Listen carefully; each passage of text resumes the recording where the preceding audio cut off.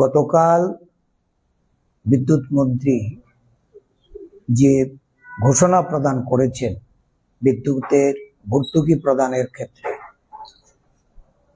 সরকারের নৈতিকতা নিয়ে প্রশ্ন দেখা দিচ্ছে। কিছুদিন আগে এই বিদ্যুৎ মন্ত্রী বলেছেন যে বিদ্যুৎ মাশুল বৃদ্ধি বা বিদ্যুতের চার্জ বসানো এটা রেগুলেটরি কমিশনের দায়িত্ব। বিদ্যুৎ দপ্তর এই ব্যাপারে কোনো দায়িত্ব নিতে চাননি, উনি দায়িত্ব এড়িয়েছেন।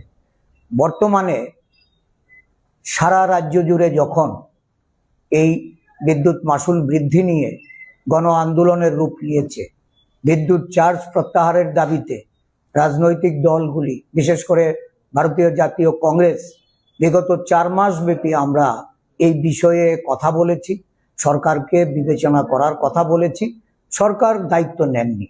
যখন দেখেছেন যে সারা রাজ্য জুড়ে সাধারণ গ্রাহকরা সরকারের বিরুদ্ধে চলে যাচ্ছে, ভীত সন্ত্রস্ত হয়ে ভর্তুকির নামে 100 কোটি টাকা সরকার বহন করার ঘোষণা দিয়েছেন। অত্যন্ত অদ্ভুত এই মানসিকতা যে মানুষের পকেট কেটে বিপুল পরিমাণ অর্থ আদায় করে এখন ভর্তুকির কথা যখন বলেছেন, তখন শাসক দল ধন্যবাদ জানানোর জন্য ধন্যবাদ র্যালির আহ্বান করছে।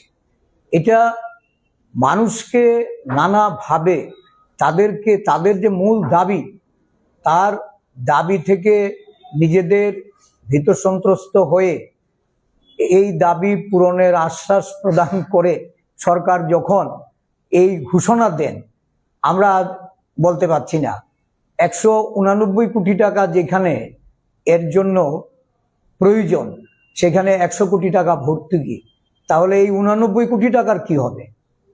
এর দায় কে নেবে?